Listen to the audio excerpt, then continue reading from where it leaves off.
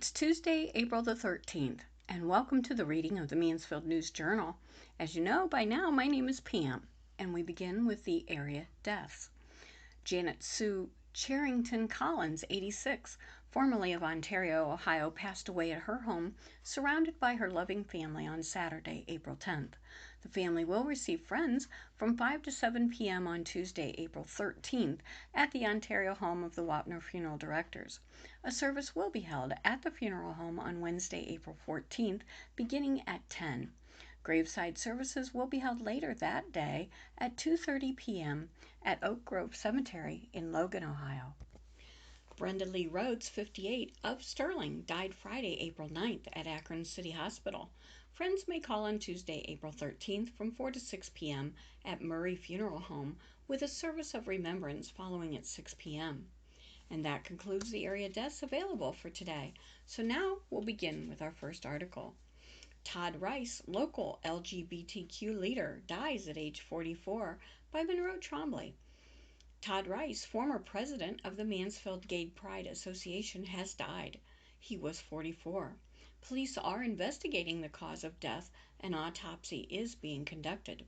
Rice served as president of the nonprofit which organizes the annual Pride Parade and Festival from 2017 to December 2020. He then began working for the Richland Outreach Center, who described him in a Facebook post as a fun, inspiring man with a kind soul. In the post, the Richland Outreach Center said one of Rice's goals for the organization was to hold a children's health fair and pledged to make that happen in his honor. Kelly Quayle succeeded Rice as president of the Mansfield Gay Pride Association.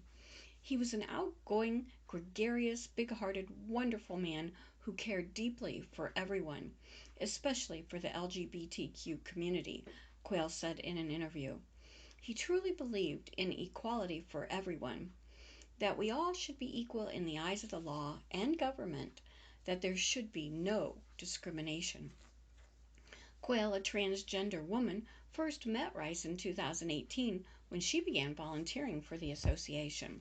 They clicked right away and became close friends. Quayle fondly remembers when Rice came dressed as Marie Antoinette for a Mardi Gras fundraiser. He could light up a building with his smile, Quayle said. He was the light of any event. Rice, a Michigan native, moved to Mansfield in 2015. Before accepting a position with the Richland Outreach Center, Rice provided technical support for Huntington Bank, commuting most weekdays to Columbus. He chose Mansfield as his home because he wanted to be a part of this community and to help our community, Quayle said. Aurelio Diaz came to know Rice while running for Mansfield City Council in 2019.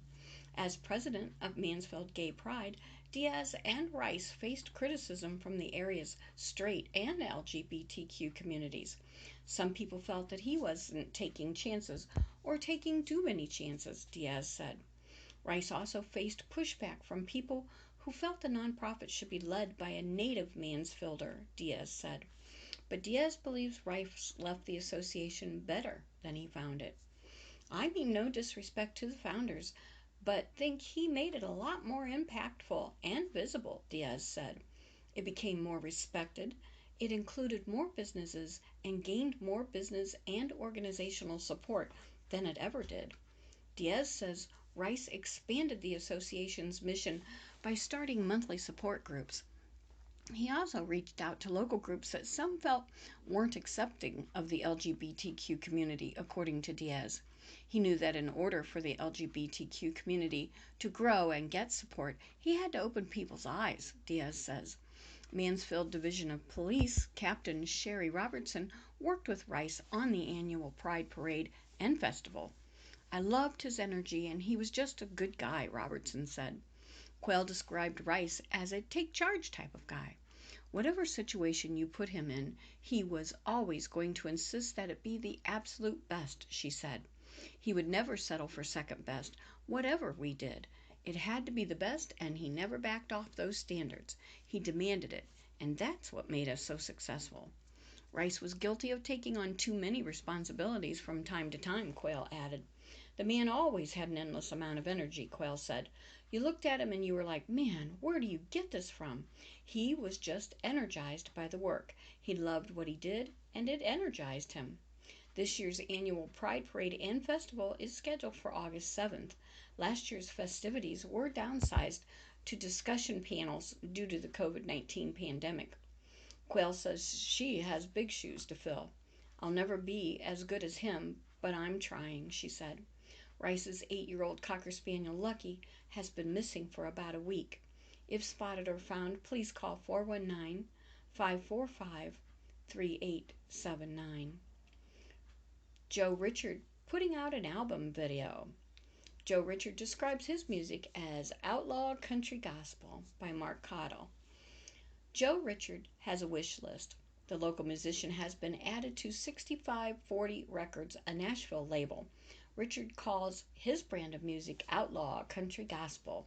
He is ready to shoot his first video to promote the release of his album Roots, due next month, but he needs help from locals. The video for the title track will tell the story of a moonshiner played by Richard's son and his subsequent trip to prison. Richard, 52, whose real name is Joe Smith, will play the older version of himself. Looking for backdrop video.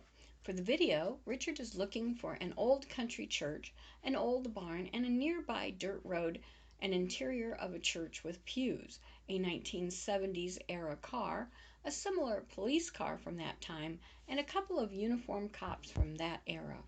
He also needs older prison guard uniforms, a smoke-filled biker bar atmosphere, a crowd with a live band, a wooden cross in a field, and a swamp. I am in dire need of these things, Richard says. Anyone who can help out is asked to contact Richard at joerichardgospel@gmail.com. The shoot is scheduled for April 28th and 29th. A Loudonville native and 1987 Ashland High School graduate, Richard moved to Mansfield about 30 years ago. He got an early start in music through his father, who had a band. Richard began teaching himself drum beats at the age of 5 and received his first drum set at 6. Played in the Ramblin' Band. In high school, Richard played in the Ramblin' Band. They opened for such acts as the Charlie Daniels Band and David Allan Coe. Richard said they played in front of thousands of people. As he moved to adulthood, Richard played mainly bars and small clubs. He played drums in the Jimmy Vincent Band for 25 years. I spent those years of my life drinking, taking drugs, and many other things, he said. I was trying to fill the void and the emptiness that I always felt inside. His life changed for good in 2001 when he was invited to a baptism. At that minute, I decided I wanted a change.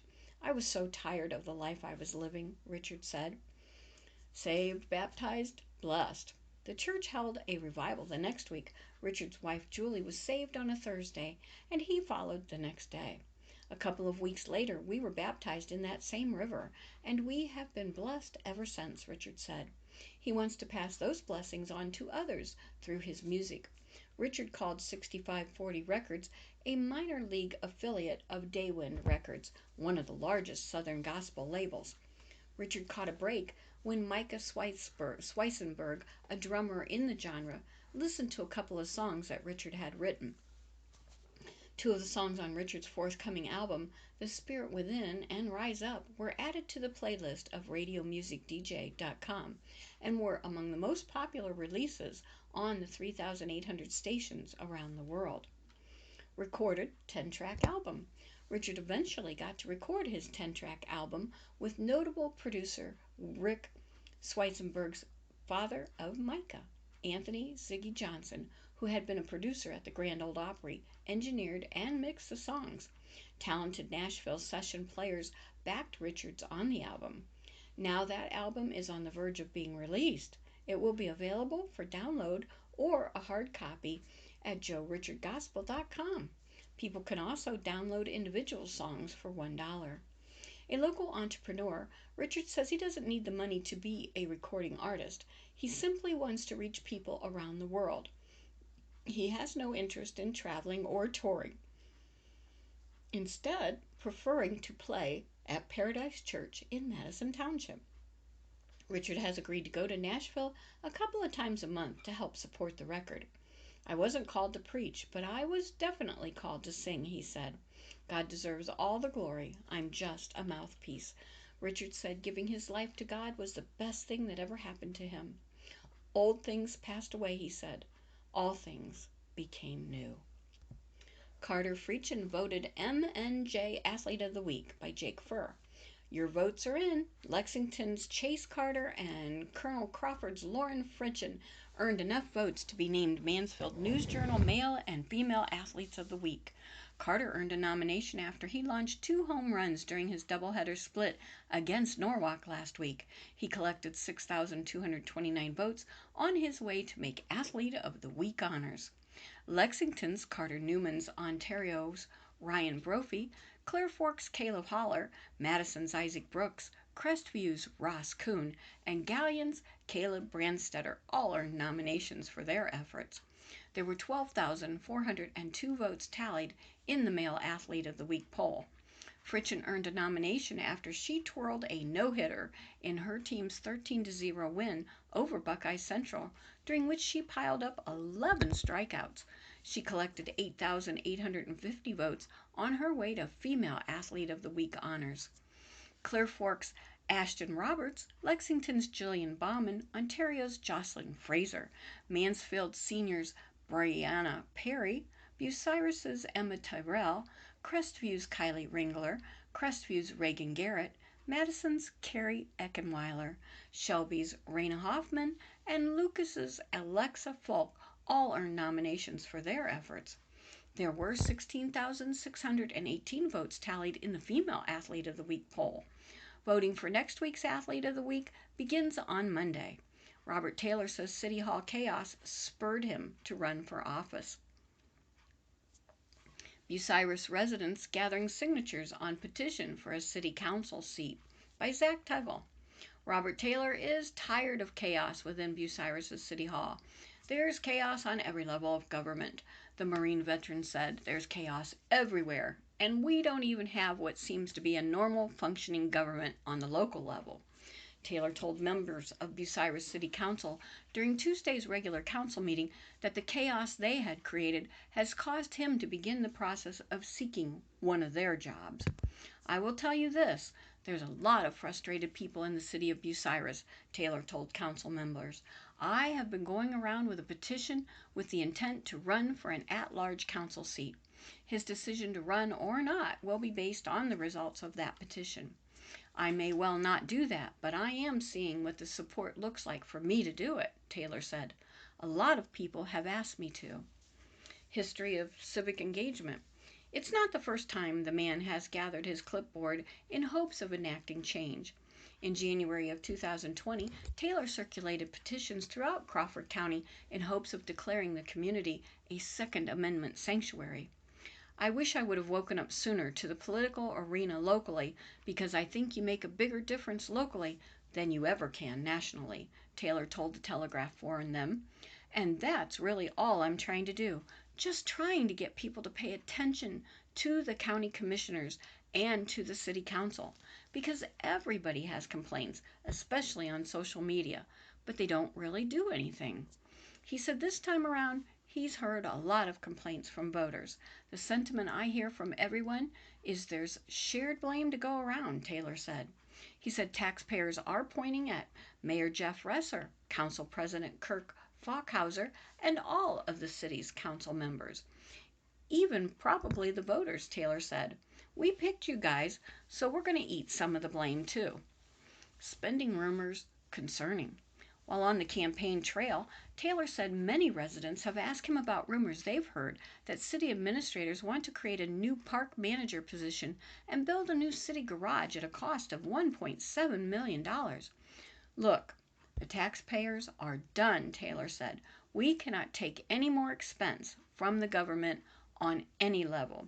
He said that if he were an elected official, he would do the opposite of adding to the city's responsibilities. I'd be looking at cutting some wages and cutting some jobs from the local government, Taylor told the elected officials. Questions to city officials continued. The Marine veteran again addressed council members before Thursday's special council meeting. He had questions about decisions city officials had made in the 2 days since his previous appearance in City Hall. If you guys are serious that there's an actual legal investigation that could possibly happen, why is there not a gag order on Todd Hill? Taylor asked. He alleged that the council clerk may have harmed the city's case in a potential trial by recently being quoted in several very controversial news reports and wanted to know why city officials allowed that to continue. If he's disseminating information that could possibly muddy a jury pool, why is he doing that? Taylor continued. I don't understand that. He added that the council's clerk's comments were definitely muddling the jury pool. As for whether Hill would be paid while his office was closed, Taylor asked Bucyrus Law Director Rob Ratliff about his stance. Did you tell Mr. Hill that he would not be charged any sick time? Taylor asked him. Yes, Ratliff answered. And do you have that authority to do that? Taylor asked. I told them that we would work with the administration and the auditor's office, Ratliff said. But you've already guaranteed him an outcome is what I'm asking, Taylor said. Yes, the law director responded. Okay, Taylor said. I guess as a taxpayer, I don't see how you can do that. Hill's office was reopened Friday morning. The next meeting of Bucyrus City Council begins at 7 p.m. on April 20th. Shelby Country Club has new owners by Lou Whitmire. The Shelby Country Club was sold in March and joined the family of Little Apple, the Woods at Possum Run, and Oak Tree golf courses, all in Richland County. The golf course on Laser Road on March 24th became known as Shelby Crossing, according to a news release. The property transferred ownership from Shelby Land Company to SCGE LLC for $600,000 on March 29th, according to the Richland County Auditor's Office. Owners of the golf courses are Chelly Broman, Mike Browerman, Trent and Jennifer Wine, and Sarah and Josiah Holbert. Shelby Crossing is a par 72 18-hole course. We have a spacious driving range and putting green to work on your game or just warm up before you play, said Katie Parrish, Pro Shop Manager and Event Coordinator for the golf course in Shelby. There are 2 options for membership. Memberships are available and include a $1,400 individual membership, which includes unlimited golf and range balls at Little Apple, The Woods, and Shelby Crossing. A diamond membership that includes unlimited golf and range balls at all 4 crossings is available at $1,700. Improvements have been made to the Shelby Crossing, including new batteries for the golf cart fleet, according to Parrish. The grounds crew has some new equipment, and work on the bunkers has started. Shelby Crossing will continue to book golf outings and events in its pavilion. Joel Keep will continue as the course superintendent, with his crew still on staff, Parrish said. The swimming pool and restaurant at Shelby Crossing will not be open, Parrish said. Events can still be held at the site, including weddings, graduation parties, class reunions, and baby and bridal showers. For information, contact Parrish. Call the Pro Shop at 419-347-1824. Hope the Calf, bringing joy to Malabar Farm. State Park holds contest for photos of cow born at the start of the pandemic, by Mark Cottle. In Lucas, Hope the Calf came along at just the right time. Hope was born March 23rd of last year, the day of the shutdown at Malabar Farm State Park. She offered just that. Hope at a time when the world was coming to terms with the COVID-19 pandemic. At Malabar, all the part-time employees were laid off, and the full-timers began working from home. Hundreds entered naming contests for the new calf. Staff members decided to hold a naming contest on social media for the new calf, who was discovered by maintenance man John Britton. Hundreds of people participated, with Hope becoming a favored choice. A year later, as Malabar and the rest of the world began to reopen, staff members want Hope to bring people back to the state park.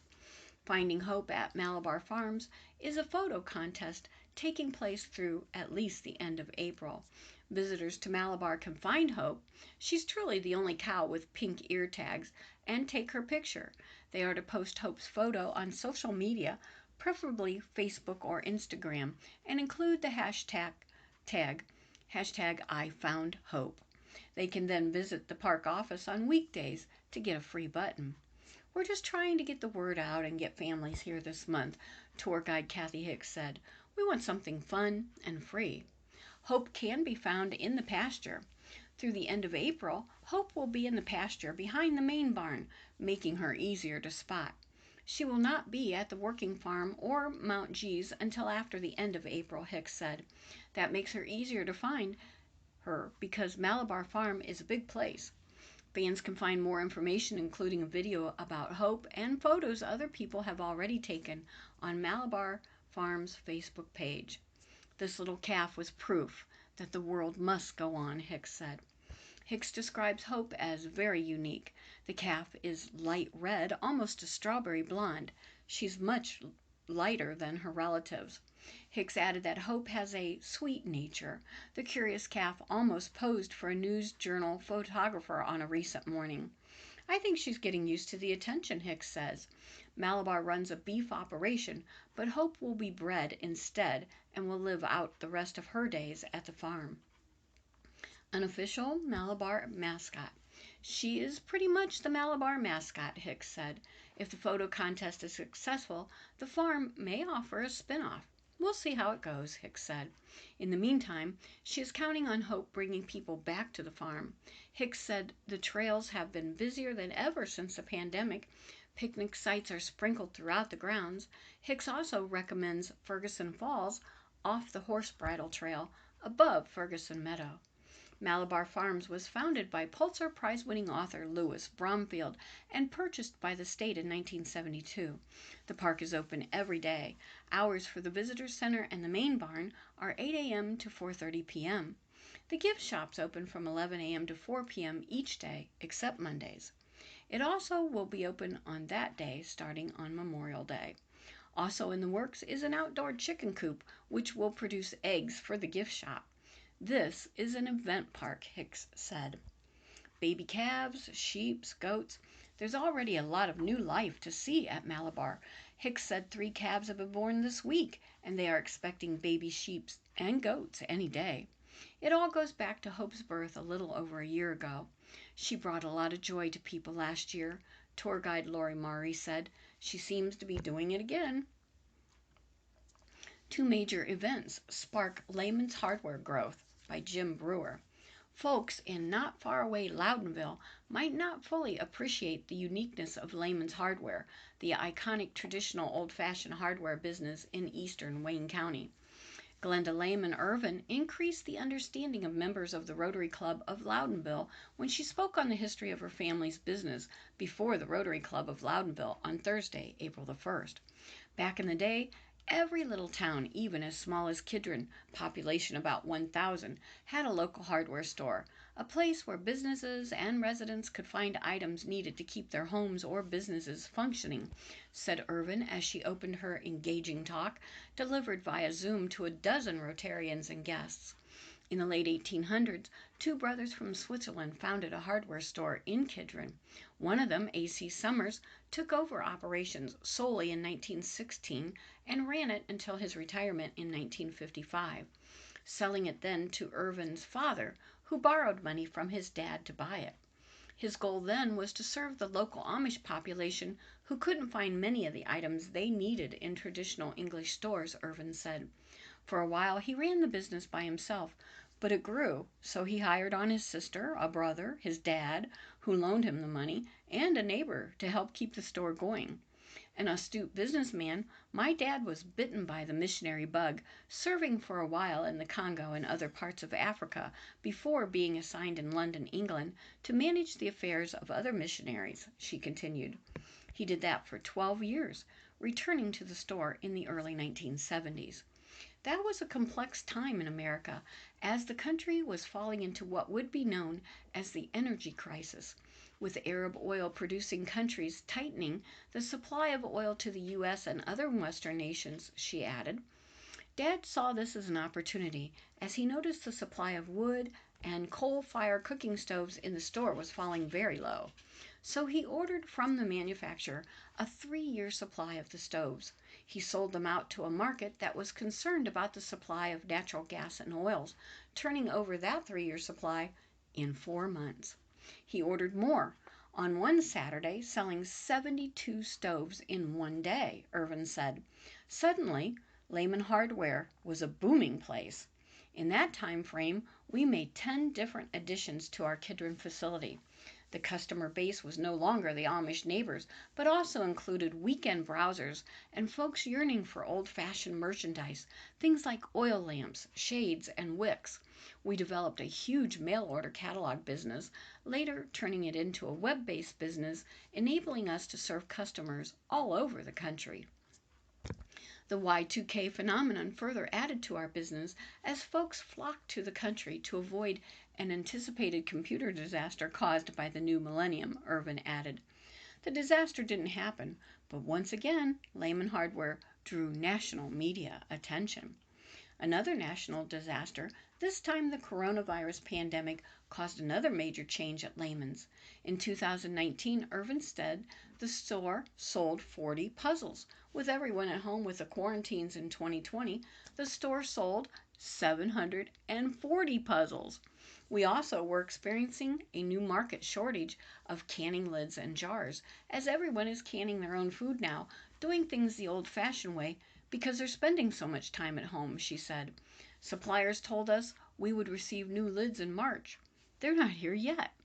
Irvin's dad worked into his 90s, dying last July. His motto was to always strive to have available products that have a purpose and last longer. We want to be part of the experience of joy that people have visiting Amish country, she said, reflecting a life that may have been simpler, but that was not easy. As a spring fundraiser, Rotary members will sell spring flower arrangements. Arrangements are $25 each, with proceeds going to Rotary-supported community service projects. Buyers can have the flowers delivered or pick them up at Four Seasons Flowers and Gifts. Ask any Rotary member for more information. Flowers will be delivered April 22nd and 23rd. And that concludes the reading of the Mansfield News Journal for Tuesday, April 13th. My name is Pam. Thank you for having me in your house. Please stay safe until we're together again, and be greatly blessed.